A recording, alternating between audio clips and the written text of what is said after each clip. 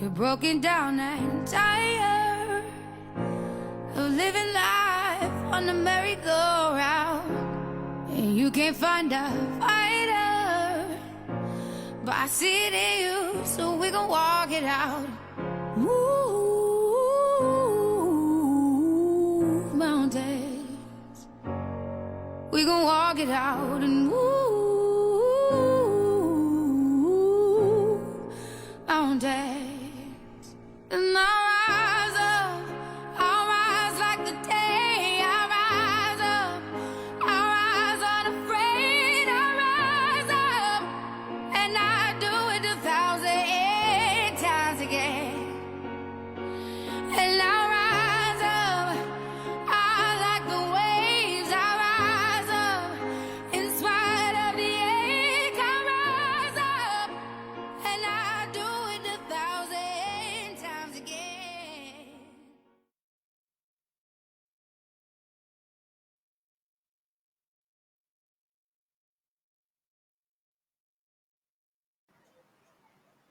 Hi everyone, good evening again. Selamat Hari Raya from me, Nini Chong. I am the founder of Her Rise Story. And of course tonight, I have my co-host with me. Let's bring up Zu Angelica. Hi Zu. Nini. Selamat Hari Raya. How are you?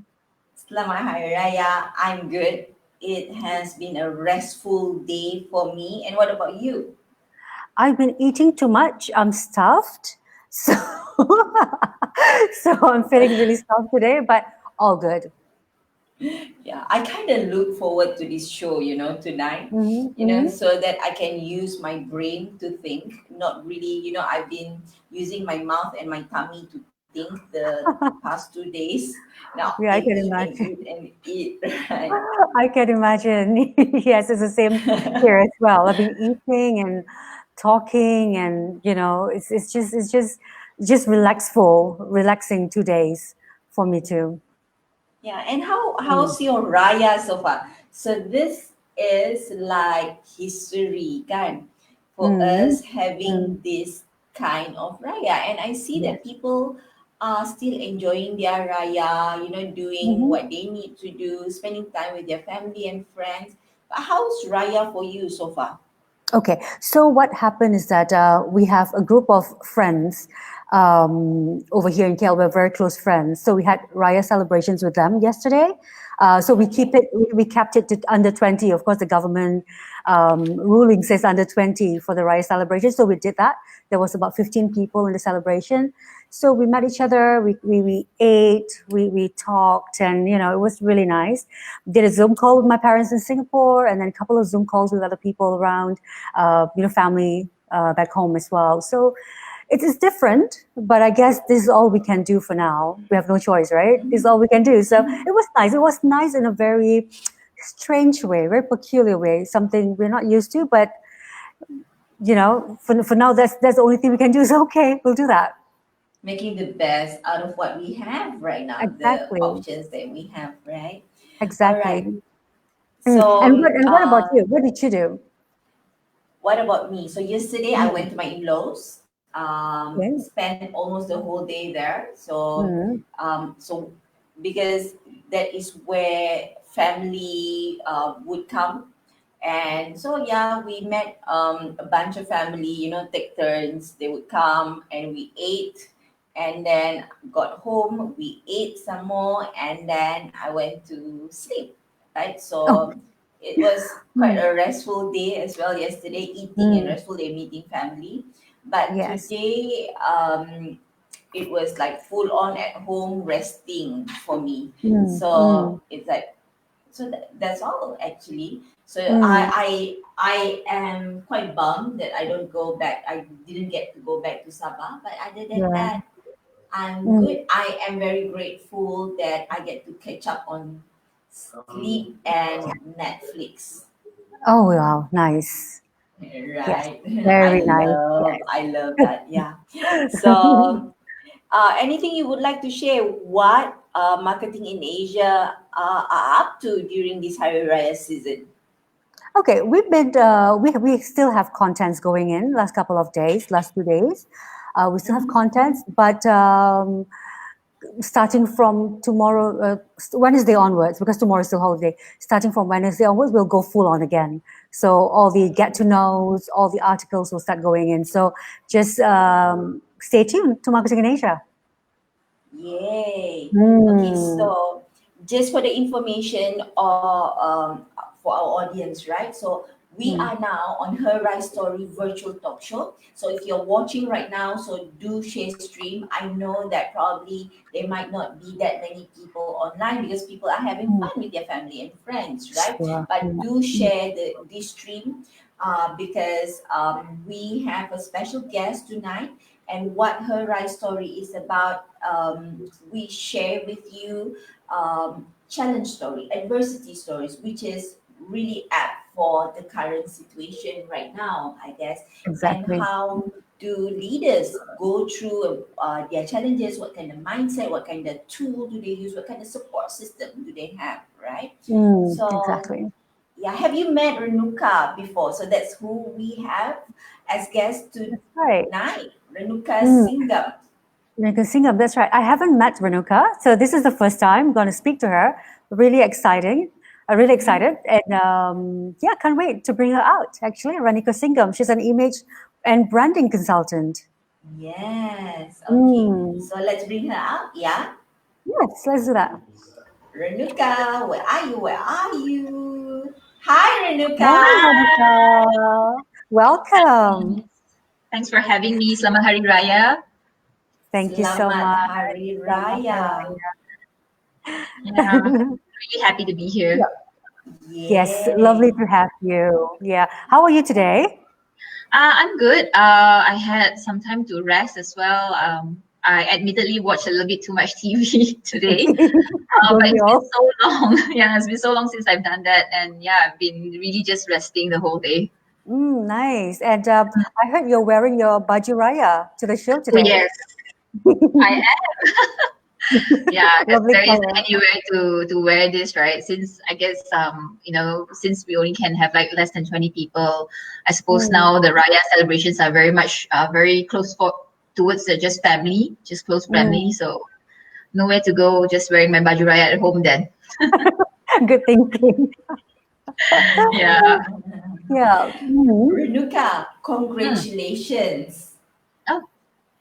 for being MIA's Zoom. Oh, Marketing in Asia's LinkedIn top 100 personalities in Malaysia you should follow in 2020. Congratulations, Ranukka.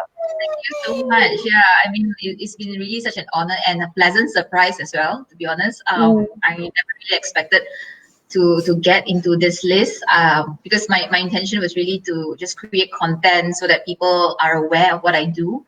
And at this time during MCO to also provide people some information for them to just get through and, improve themselves in terms of image and branding. So I was really happy that all of these really caught traction and got me into the list.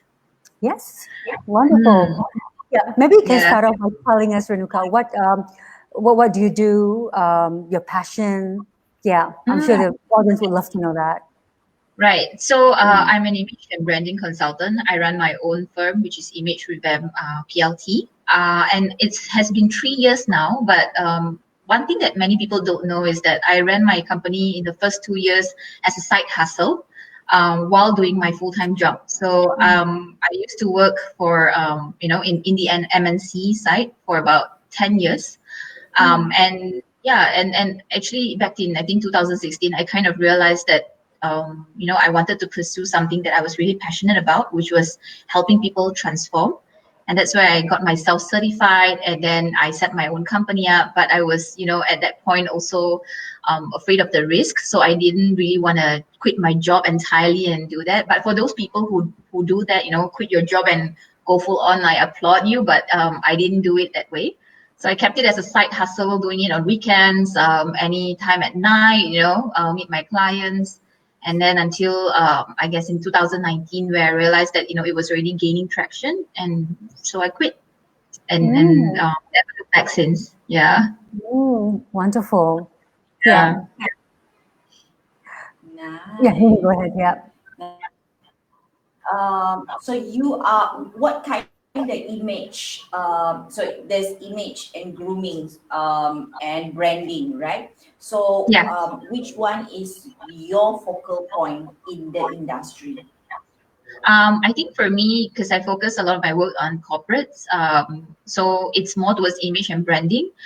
Particularly, my focus area is employee branding, where I help companies kind of like improve the branding and image of their employees to be really in congruence with what the company's direction and reputation in general is. So I think that's really something that I've been doing thus far. However, I also do personal coaching, particularly for professionals that really want to excel in their career, but not too sure how to do it or have no time to really researched about it online. So I provide them an easy step-by-step method, and it's very practical and concise on how to transform themselves. Yeah. So yeah, in fact, recently I've been doing this post where I'm actually offering three slots of this professional branding coaching to individuals who have just lost their jobs during this MCO. And yeah, just really wanting to help people because I understand right now the job market is also really tough. And especially people who are losing their jobs and they're the sole breadwinner of the family. It can be a very daunting situation. Yeah, so I just want to help them on that. Wonderful. That's really nice. Yeah.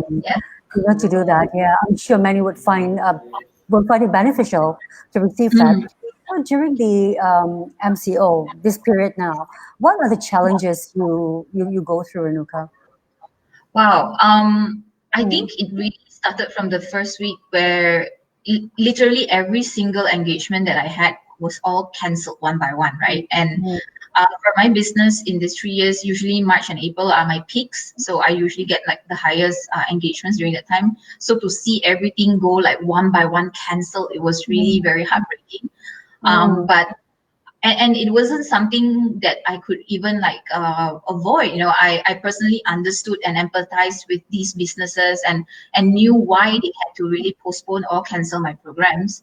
But at that point, I also realized that, hey, I'm still just looking at this particular pool here. Maybe I should really start taking this opportunity to, sit down and think about how I want to really build awareness so that more people know what I do, and to also educate people in terms of like exactly how am I different as compared to the others in the industry. Because I think I'm sure both of you know that there are many image consultants in the market, but I guess everybody focuses on very different things. Like what Nini, you mentioned, there's grooming, there's branding, there's image, there's styling, So I just wanted to also take this opportunity to let people know what do I do. Yeah. Okay. By no accident, all the three of us are image and branding consultants. I know, right? It's amazing. We can exchange Yes. notes. Yeah, so this is so great that we have so many, quite a number of image and branding consultants up on the show, right, Zoom? Yeah, exactly. We're going to have So one more coming, right, this week?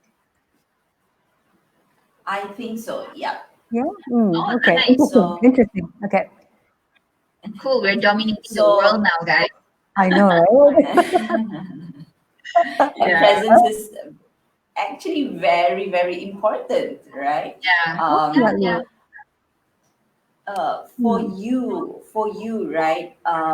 Being in the industry, so I just want to hear you. I just want to understand from your perspective, right? By the way, before I get to the question, how long have you been in the industry, Ranukka? About 3 years. So the minute I finished my certifications and got whatever that I needed to be an image consultant, a certified one, I think the following month I registered my company and I started. So I was really aggressive about it. I think it was really that I just really wanted to start something so that I could leave my full-time corporate job. So I knew I had to move a little bit faster. So that it was the following month. Yeah. Good thinking, though. So, Yeah. being in the industry, when you first started, right? So what is the one main challenges? What kind of challenges do you face while, an image consultant? So there are just so many image consultant out there, right? Proof tonight there are Yeah. 3 image consultant on the screen now. Yeah. So what would be your main challenge as you were starting? I think, to be very honest, I think the challenge was two that I saw immediately. One was, like you said, the saturation of image consultants in the market, and also struggling to get yourself known in that sphere, as compared to like some of them who perhaps has been already in this market for 10 years. So sometimes when you walk to a potential business and you say that you're an image consultant, they already might have told you like, oh yeah, I also know one who is so and so, you know. Yeah. So in that line, that was one of the challenges. And second thing is also to define yourself, because I often feel that even though we all learn the same thing, we're all image consultants. Our background, where we came from, our natural affinity towards whatever interest, that kind of defines how you wanna literally define image consultant in your own way, lah, right? So for me, for instance, because I've always come from corporate, I have a higher affinity towards corporate, and so I define myself based on that. And I always tell people that probably not the best person to look for if you want to go for a makeup class, but if you want to learn about how to really position yourself in the corporate sector, I'll be the right person to go for. Yeah, so I think that's the two things that I see. And I also feel that because perhaps the exposure of people towards image consultants are maybe in your lifetime you've met 2 to 3, and so your perception towards image consultants are based on the 2 to 3 people that you've met. So a lot of times when I tell people I'm an image consultant, most of the time it always is like, oh yeah, you do grooming, and I always say like, with all the respect to my fellow image consultants who do grooming, I do not. Yeah, so that doesn't define what we do. Grooming is probably like a small fraction of it to me. Yeah, so I think that's some of the challenges I did see starting out. But I'm really grateful for like platforms like LinkedIn, like back then Facebook, where you could actually use that opportunity to share with people. Oh no, this is what I do, and slowly it starts speaking up a little bit more. Right. My challenge was that when I first started, when you say you are an image branding consultant, they all say, "Oh, why should I think what should I change myself so that people will like me? Why should I? I am me. Why should I change?" So, do you receive that kind of comments from people? Oh yes. I think Right. most of the time, especially if you came for a session or maybe a class, not willingly, it's paksa rela, like you were forced into it, maybe by your company or someone told you had to. I think it also requires us to kind of condition the mindset to let them understand, we're not really changing you. This is not, the entire 360 makeover thing. Not how do I look Asia. We're basically enhancing you to the best that you can be, and while maintaining the essence that you are, right? So I think that's something that most of the time when I share that, people feel a little bit more, the walls come down a bit, not so defensive. Yeah. It's little tips that I gathered around, throughout the years that I've been doing it. Right. Yeah. Defensive is the word that is. Yeah. Yes, exactly. Yeah. Yep. I would like to know, right? Somehow, sorry, the line is cracking. Zoo, I didn't interview there, right? I can. I wasn't talking. No, not at all. Okay, all right. So, did, did your, while you were in the corporate world, why did you choose to take up the certification? And then whether or not, growing up, having see your mom, your relationship with your mom have played an influence in you taking up the certifications. I'm just curious, or is it just, or you just feel like, okay lah, I just want to do it, or your mom played a role in it? Well, I think a little bit of both. I would say that my mom didn't play a role on me choosing image specifically, but I guess to the point of like starting on my own business and being an entrepreneur, most definitely yes. Because my mom growing up, my mom is a career woman as well. She had a full-time job. She was a working mom. But looking at it, right, I think it was also a blessing in disguise, because as a young girl, looking at her, striving, and I remember like taking her real estate license while helping me with my debate speeches, growing up. That really kind of made me feel like, hey, as a woman, right, we can have a career at the same time have a family. And she was really enterprising. She had many ideas about how she should run her business and whatnot. And I think that kind of translated to how I am today. In fact, right now, my mom still plays a big role in, sharing with me some of the ideas. So every time she calls me, she'll be like, hey girl, and then she'll like, I tell you, I have this idea, and so for me, it's interesting to just hear her out and listen. Sometimes it can be really a really good idea as well. So yeah, I think on the business front, yes, but on the image side, I think I think growing up, I already knew that I like transforming people. I don't know, for some reason, it's just like I love it when I can help people do a makeover as a kid. I love that. But how I ended up in corporate for 10 years, right, that really is because I chose a career path that my parents felt that it was a better option at that point. So I just spent 10 years to please them. But eventually, as I grew into like my journey, I realized that, what, I want to just try it for once, try something that I really like and see how it goes. And also told myself that, if it doesn't work out, it's fine. I can always go back to what I've been doing before, but at least I can tell myself I tried. I like that a lot, actually, because I think as like your mom, what she's done, she's working and she's juggling family, so it shows you that as women, we're capable of anything, right? I think that's a good message for mothers. Yeah. I like that a lot. So can I say that your job is your passion at this point? Yes, definitely. Yeah, I think it is definitely a passion of mine.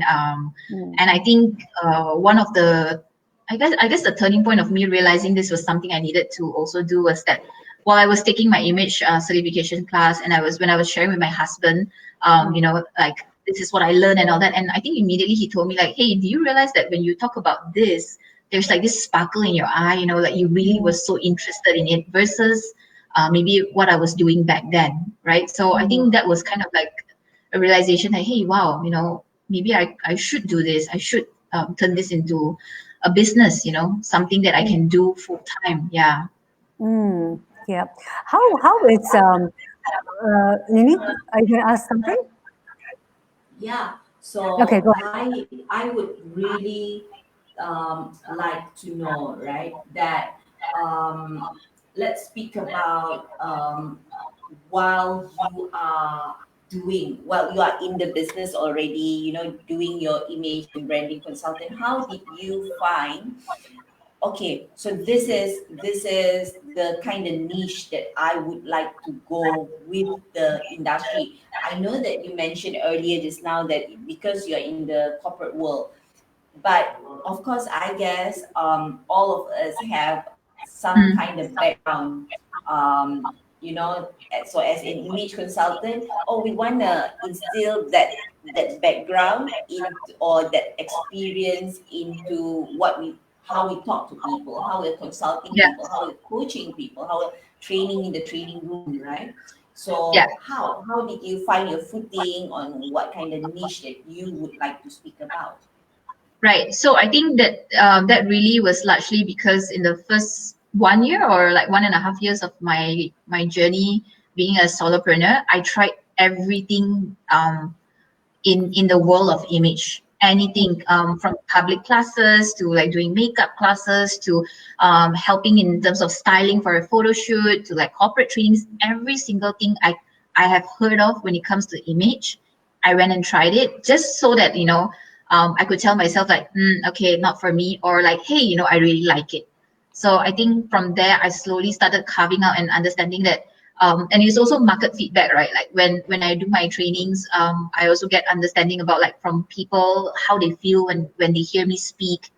And from there, I slowly realized that, hey, okay, it's not just because 10 years I spent in corporate, but it is just the way I speak and the way I communicate out information, it appeals more to people in the corporate sector. Yeah, I think people. I guess it's just maybe some of the words, the lingo, and how comfortable I am in that environment versus when I remember I had one gig where I was doing this styling for a photo shoot. I was really not sure what I was doing, but some people really like that, but maybe just not for me. And so I guess it was really that experimental phase I went through in the beginning that made me understand what I really liked ultimately. Mm. Okay. Yeah. Where do you see image and branding in Malaysia? Let's say in 5 years' time. Do you think it's going to be a bigger market than now, or how is it going to be? You think? I think yes and no.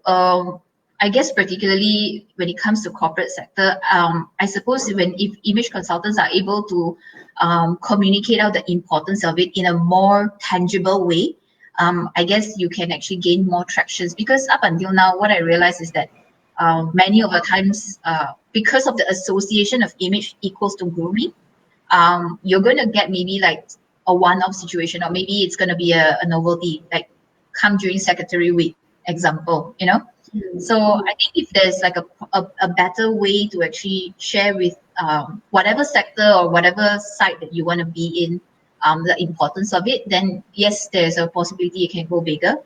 But yeah, we shall see how it goes. I think coupled with the fact that right now social media is also the new first impression, maybe that the focus of coming into like talking about social media as also one front of image is also something that can make it scale a little bit bigger. Cool.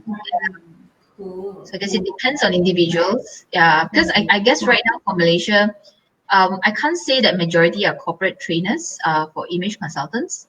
I think it's really a mix. It's really a big mix. I mean, every time I go for like the Image Association meetings, it's everywhere. There's different people with different niches. Some of them, in fact, are like fashion designers. So I guess it really depends on your industry. Right. Yeah. Definitely, right? Yeah. And let's speak about your relationship with your mom, right? Oh, okay. Because this is like a special edition, because if we had the three of us were to speak about the industry, then we'll keep on talking. We'll never end. I know. Yeah, right. And how is it like? How is it like? How is your relationship like with your mother?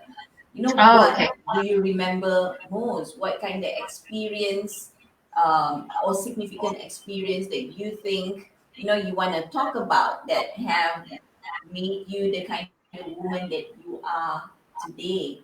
I believe that if we have a mother that do play a significant role in who do we become as a woman, right? Yeah, I think my relationship with my mom has been great. We're really like friends. Of course, it didn't start off that way growing up. I mean, I'm the youngest and the only daughter in a family of three. So we have three siblings, two older brothers. So naturally, I've always been more attached to my dad. But growing up, I guess as we communicated more, and I started coming to KL to work and study. My relationship with my mom, in fact, grew even better. I always joke that my mom calls me more than my husband does. We speak every day, and it is always like 2 hours. So it will be like either when I'm off work and while I'm stuck in traffic, we'll be talking on the phone until I reach home. So it's really been really great. Of course, I do miss her a lot. I've not seen her for like I think 4 months since she's in Penang. But I think growing up, I guess the biggest thing that I do see and observe with my mom is that she's really dynamic. She's a visionary, because I'm biracial. My dad's Sri Lankan, my mom is Chinese. But my mom has always been very insistent that no, since we are biracial, we need to learn one of the languages. And so she made all of us go into a Chinese school, and we finished till Form 5. And I think that whole process right now, thinking back, right, I really thank her so much for that, because I mean, learning an extra language, especially Mandarin, right now for what I do, is really a value adding asset that I have right now. So I think that's one of those things that I really loved about my mom. And the fact that she's really enterprising. She has so many creative ideas about how I should run my business. In fact, even right now, as she is already in her late 60s, going to 70, she still goes for many of these classes. Like just now, she told me, "Oh, I'm going for a trading boot camp." I'm like, "Wow, okay." Wow. Yeah. And seeing her this way, right, even until this age where she's still so, active when it comes to her business, active in learning, right, it really tells me, right, if she's doing it right now at her 60s, right, why shouldn't I, what's stopping me, and while she was pursuing the height of her career, she was actually taking care of 3 young kids, so there's really no excuse for me not to excel or move faster in my business. Because I mean, if she can do it, right, that's also going to be motivating me to do even better. Yeah. So I think in that sense, I'm really thankful that I can speak to her about anything almost. Yeah, almost. When it comes to the problems that I have in my business, she's been really a good lending ear to really hear me out. Especially in the first weeks of MCO. I actually just came back from my honeymoon. 1 day before, 2 days before the MCO started. Imagine coming back and feeling like when I open my email, like boom, everything is cancelled, delayed. So it was really such a feeling. It was such a mix. It's a very horrible feeling to feel at that time. Yeah, and I was really thankful that my mom was able to walk me through it and provide me such encouragement, and also help me with her network of people from her business sphere to kind of kickstart it as well. So I was really thankful for that. Yeah. Yes, I'm sure. Yeah, That's really nice. Yeah. It is really nice to hear a positive relationship like that with your mom, because I'm very close to my mom as well. So when you are telling the story, I can see it's oozing from the screen how proud and joyful you are talking about her. Yeah. So So growing up in a biracial family, are there any challenges you face, Ranukka? You mean like as a biracial individual? As a biracial individual, yeah. Oh, yes, I think so. I believe so as well. I've actually I attended a all Chinese school, so I was the only that line, I guess. And sometimes for children, right, we also it's something that is unavoidable. Sometimes they don't know any better, right? So I guess sometimes microaggression is what I would say, or sometimes people not realizing that I'm biracial. Because many tell me that I don't look Indian at all, which, by the way, my dad is really sad about it. But I think the most common backhanded compliment that I always get is that, wow, good thing you're fair. So that always makes me feel like, but why though? Or like, good thing you look more Chinese, Okay. Yeah. So and because I was brought up in because I went to a Chinese school, and where in terms of our culture, our lifestyle is very much more Chinese. That doesn't mean that we forget the fact that we are half Indian, half Sri Lankan. For that matter, it's still very much ingrained in us. So I think sometimes hearing these things, it gets very icky. Like you also don't really know how to respond to it. But at this moment, and that's why growing up, even all 3 of us, we don't really talk about it that much. We're not the type of individuals that shout it out like, hey, look at me, I'm biracial, I look different, But we've always been very low key about it unless we're asked. But right now, I'm starting to, realize that this is part of who I am, and I've been embracing it a lot more. So when people start asking me about my name or like why I look this way or all that, I take it in a very positive note, and I just embrace it. Yeah, I'll just own it, and that can also be a really great icebreaker. When people ask me about these things. Definitely. Yeah. Sometimes people are curious when they look at you, right? Like your name and your looks as well. Yeah, that's a good thing. That's true. Yeah. So growing up, I had a lot of that because I'm not biracial, but many race, right? Because I'm Sabahan, always campur. That sometimes it could be, well, actually, it was not a challenge when I was back in Sabah because everyone is just like me, right? But when Okay. I come to Semenanjung, Malaysia, questions will pop up, Yeah. that are you Chinese or are you Malay or what are you? That, and sometimes it could even in jobs or in gigs, right? Projects that we would get, Yeah. especially Yes. in the business world, kan. So Yeah. there are times that this work, this project will only be for Bumi Putra, or this Mm. work.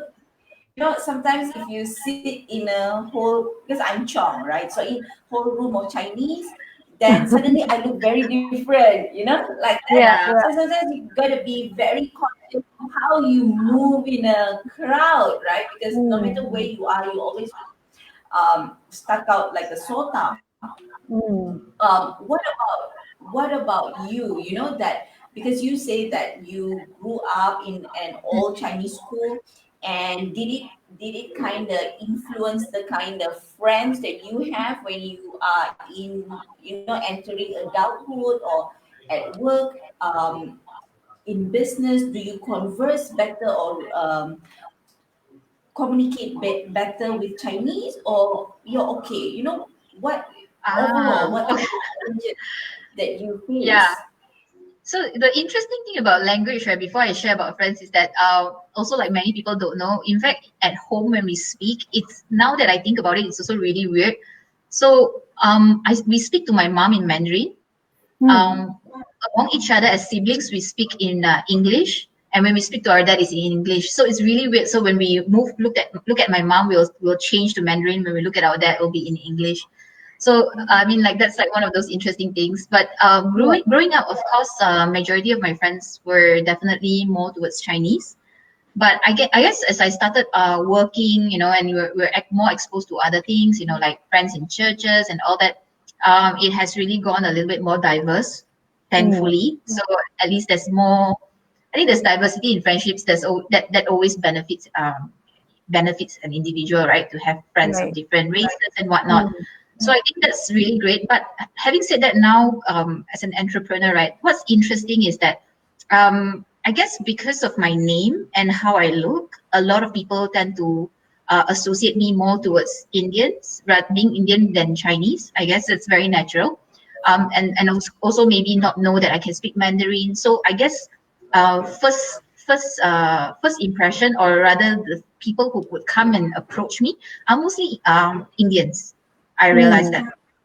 Yeah, Okay. but having said that, I think um, if I really get to know people well enough, especially for Chinese, and they know that, oh, okay, so you can speak Mandarin, example, then of course the connections can be done. But I see that it's really great though. It's really interesting because I've always thought that, hey, because I don't speak Tamil, maybe I would always be more skewed towards the Chinese demographics. Mm. But I guess because Mm. of the name, it sparks a lot of curiosity. Like I would have like some potential clients asking me like, wow, why is your name Renuka, but you don't look like a Renuka? Yeah. So yeah, and I think because of that, then you start talking and you start building that relationship. So I'm really glad that that's able to get me into like the both sides of things. Yeah, which Mm. really works out well right now for me. Yeah. Yeah, yeah, exactly. I totally agree with that. Yeah, because I'm from I'm biracial as well, so it's Oh, really nice to have that ice breaking thing because of the name. Same thing with my yeah, name. People don't see me as a Kamis, but because it's Indonesian, that's my dad. So I totally get you. Whatever you say. Yeah. yeah. Hmm, yeah. It turns out to be great, isn't it? Yes, I mean like that's something interesting. I guess as I started in my business, I realized that it's something that you should be proud of. You should actually talk about it. So Yeah. yeah, I guess that's yeah. I'm slowly getting more used to talking about it because I think that's also one thing about in being in business is that you have to sell yourself first before selling what you do, right? So Mm. I think sometimes in the beginning it's probably a little bit icky. Talking about yourself and what you are. But I guess slowly, if you're talking from a genuine heart, I think it should be okay. Yeah, it's good. Mm. Mm. Yeah. I'm curious now, yeah? When we talk about, just gonna run away from whatever we're talking now. Just something came to my Okay. mind. The kind of books that you read as an image consultant, what kind of books do you read to for to get more knowledge, for example, in your industry, in image branding? What Okay. kind of books do you read? Yeah. To be very honest with you, I'm not much of a book reader, but rather I read lots of articles online. So I think whatever I read online, where it's like maybe from Harvard University, or maybe in terms of like Forbes list of like some articles, those kind of things. Maybe because to me, I feel that when you read articles online, these are up to date, and these are new information about certain industries. So that's how I actually keep up to date about learning what's what, and also understanding in terms of like maybe in Western countries, how much they have evolved in terms of the image and branding sectors. So that gives me a better insight. So example, like some image consultants in the states that I follow, I read their contents, and that kind of helps me a little bit better in terms of like how I also learn to craft my contents, or like improve my programs for that matter. Okay. Yeah. Yeah. Which book do you read? So which book have you been reading to help you with? I'm just curious suddenly. Kan, which book Hmm. have you been reading? Zul? Myself? Yeah, on image. On image. Okay. There's a couple of books. Emily Post. I don't remember the title, but it's by Emily Post. It's a quick, like, Bible kind of book. So when I Okay. first started, there's a couple of books that I read. So that's one of them. And there's another one by Liv Tyler's grandmother. I don't remember the name, but when I first started, that's the kind of book, that's the book I read as well. And lots of Yeah. industry journal. For me, it's lots of industry journal online. That's where I go, because online, like, articles is more like progressive. Books is just Yes. books is written like a couple I, of years ago, I but articles more yeah, progressive. yeah, Mm. yeah. I think books give you a good fundamental to start off with. Like, when we Mm. go through the certification, there's all these books and information that gives you like a fundamental understanding about like what image is and what you need to do. But yeah, as the even like months or like weeks, sometimes there's new information coming. So that's really how I think that's why like continuous education, going for classes and all that, that's really important to really keep up to date. Yeah. Totally. Yeah. Yeah. Yeah. So I like the book Presence by Amy Cuddy. So Mhm. if you were to have read articles on Harvard and all that, you may come Yeah. across some of her articles on Harvard, right? Mhm. But Mm. just moving on, God, I would like to go back to that, to Yeah. the mixed racial thing, kan? Okay. So I want to know, right? How did Mhm. your mom um, play a role, or what kind of mom was she like in that mixed marriage, bringing up her children? Because that's always so interesting for me, because Yeah. seeing my mom is Pakistani and Javanese, and my dad's Chinese, right? So growing up, we are, the things that she tells us, and my dad is like so Chinese, gila Cina, like that. And my mom is so mixed, right? So she's so open, so loud, right? And but your relationship with your mother as you are growing up with your siblings, what Yeah. kind of culture does she instill in the children? Oh, I think she definitely was very successful in ensuring all of us were predominantly more, we grew up with more Chinese cultures, like, I guess, like we spoke Hokkien, we spoke the dialect, we spoke Mandarin, like, and,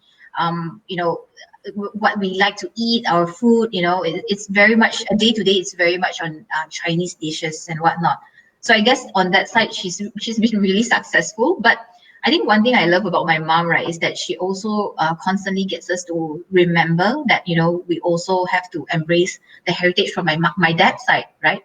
So that's why in terms of cooking, she has always been someone who cooks curry a lot. She's a really good cook. So I guess all of these things kind of mold us in that sense, where we grew up not just predominantly one race or the other, but there was always like these little bits of mixes. But if you ask me in general, definitely she's more dominant in that sense. Yeah, growing up. So my mom, we always say growing up, she's always the bad cup. So every time when we ask our dad, it's always yes, but ask your mom.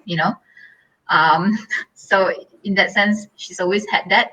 But I think as we grew up, right, that definitely changed, because I think as we grew older, there's also that level of trust and rapport that we have now, that it's no longer like parent with a little kid, but rather now more as like a friend. So yeah, it becomes very different right now. The conversations we have are also very different. Okay. Yeah. I think Zoo needs to log in back again. I think there's something with the line, so I'm just going to carry on, right? And so that's how she sees it. So it's quite balanced lah, in a way, kan? The way she is. So would she go the extra mile to that how when mothers, I don't know whether you have this or not, our moms, because they are mixed marriage, kan, so they try to make up, my mom would, right, try to make up, knowing how to cook all the Chinese cooking, that part, and make sure that the daughter also know it as well, so that tak tinggal, like that. And sometimes I do feel that moms, especially women lah, not only moms, right, women would put ourselves on a guilt trip easily, that Allah, but I don't really know how to do that, but I'm supposed to know, I'm supposed to do it, I should have done it. No, what about that, your relationship with your mom that way? I think she doesn't. One thing good about her is that she doesn't force it out towards us. But I guess, like in terms of maybe cooking wise, she does introduce Indian cooking in. I mean, it also appeases to my dad's taste buds, right? So she does introduce it in, and she throughout the years, I do see that she takes such an effort to learn all these things, the variety of it.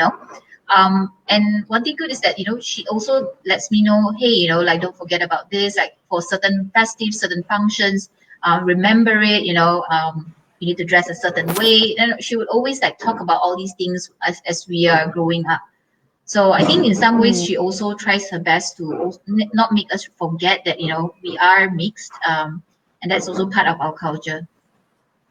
Yeah, exactly. I think it's important to, as a mixed kid, to actually have both your culture at hand, because it's beautiful, isn't it? Why not? Why only have one? We can have two or three. So that's the way I see it. Yeah. Is the line? I think is the line okay? Can you hear me? Yeah, I can hear you. Yeah, can you hear me, ladies? Can you hear me? We could. Okay. I can hear you. Okay. Great. Okay. Yeah. Curious. How does your parents meet? Your dad is Sri Lankan. Your mom is Chinese. Yeah. So how did they meet in Malaysia? Sorry, I think, is there a lag, because I can't really see Zoom. So let me just ask.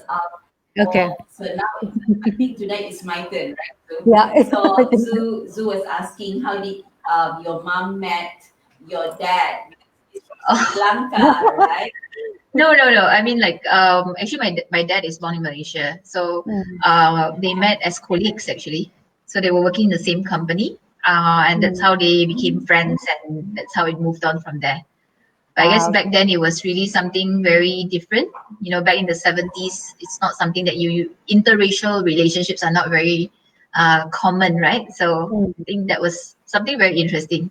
I always wondered, what made them attracted to each other. But I guess it started from a friendship.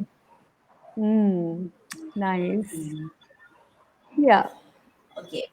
So we are gonna wrap up soon, but I wanna ask you this question: What what do you think would be, looking back now, is your the memory that you have of your mom and you growing up Yeah. that is so significant that you remember the that relationship or the kind of person that you are right now, not just that memory of your mom doing something with you, or looking at her doing something.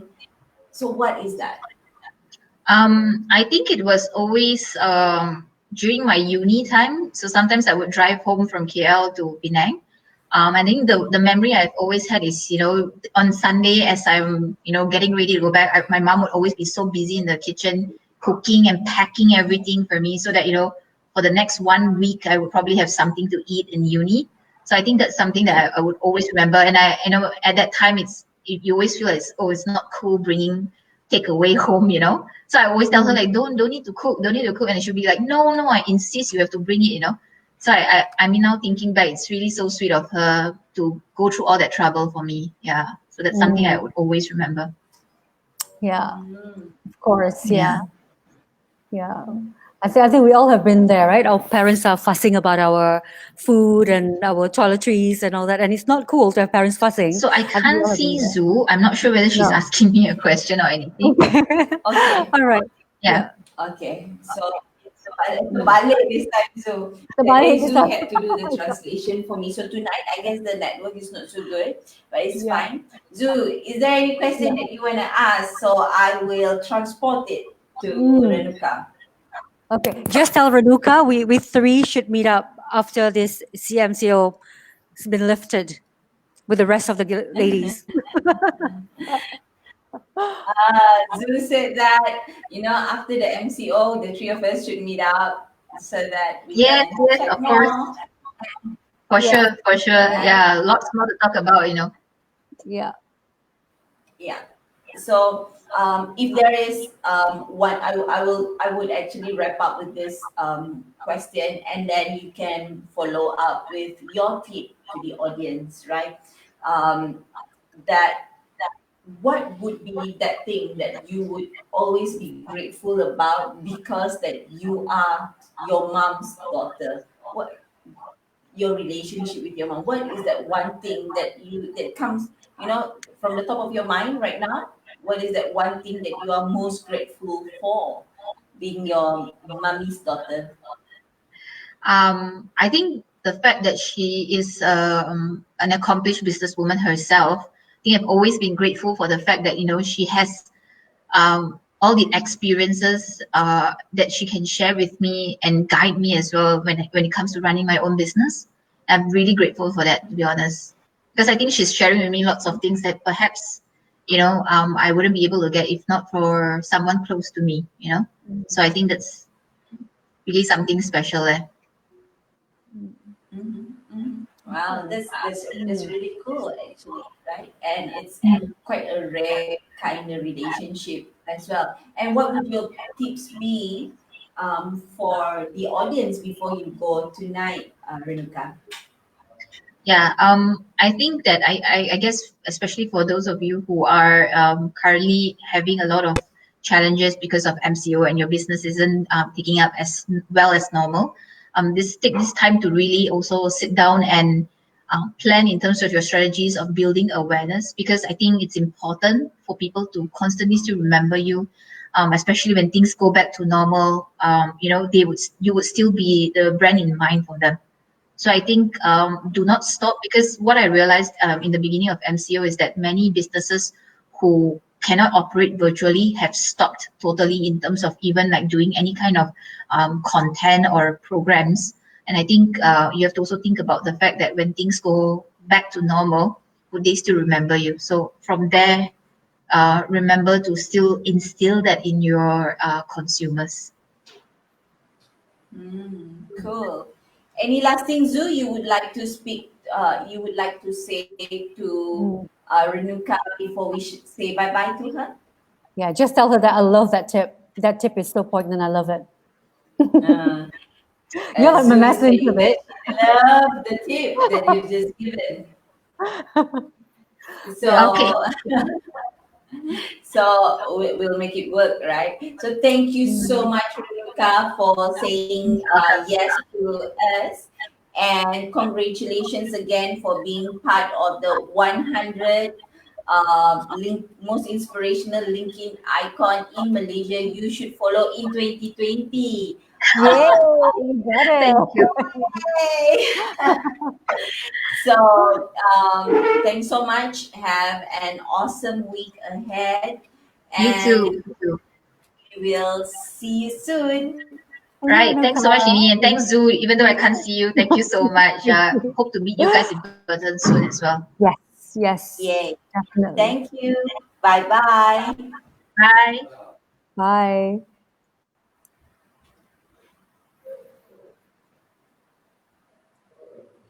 Hi, Zoo. Hi, Nini. So it's your turn today to be the messenger. Yeah, my turn today, right? It's fine as long as Yeah, it's yeah, working. exactly. It's fine, right? Mm. Yeah. So yeah, it was. So we have another guest who is like really calm, punya Mm. energy. Yes, that's right. Totally. I felt the same as well. Very calm, very proper. Yeah. Kan? And Uh-huh. yeah, I love all her tips and her stories as well. Yeah. Very, very very image consultant, kan? Correct. Correct. Yeah. The way she carries herself, you can tell that she Kan? is an image branding person. Yeah. Right? Yeah. Mm. And it has, okay, I want to ask you this, right? So that I Mm. can look out for it. What is one or two exciting article that I should look out for in marketing in Asia this Raya? This Raya. Mm. Okay. Have you read this Alamak, head suddenly I note? cannot hear you, Zoo. Oh, you cannot hear Now me let me just now? refresh my screen one time Okay. and let's Okay. see what's gonna Do that. happen. Yeah. Yeah. Yeah.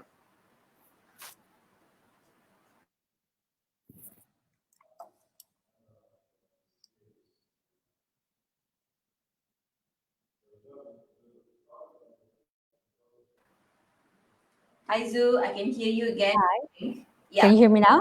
yeah. Okay. So the question. So there is Georgie, the editor in chief for Marketing in Asia, has just put in a head note, like an editor's note for Marketing in Asia. It's on the cover page. I believe it's still there. Just click on to read it because she has come up with this little cute avatars for all of us, for all the editors in Marketing in Asia, and with all our Raya Yeah. wishes. And you should take a look at that. That's really cool. And just pay special attention to Aslin's avatar. Mm. So they must be Yeah, cute, right? Yeah. yeah, yeah. So I guess we will be meeting again tomorrow, and Tomorrow with the next tomorrow guest, is with. Hang on, yeah. Emilia, Emilia Zainal tomorrow. Yeah, Emilia Zainal tomorrow. So she was Mm, supposed to be out last week, but she had an emergency. But we are finally talking to her tomorrow. yes, that's right. Yeah, that's gonna be Yeah, cool. yeah. Mm, So I guess we will let our audience for now spend their second day of Raya with yes, their family and friends, and that's we right. shall meet again Tomorrow. tomorrow. Right, And Zul? thanks for Okay. today. Thank you. Thank you everyone Mm, for tuning in. We'll see you again tomorrow night at 9:30 p.m. Bye bye. bye.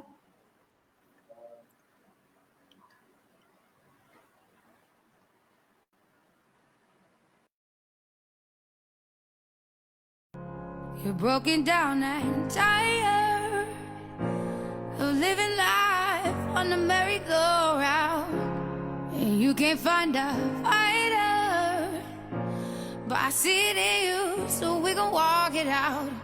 Move mountains, we gon' walk it out and move.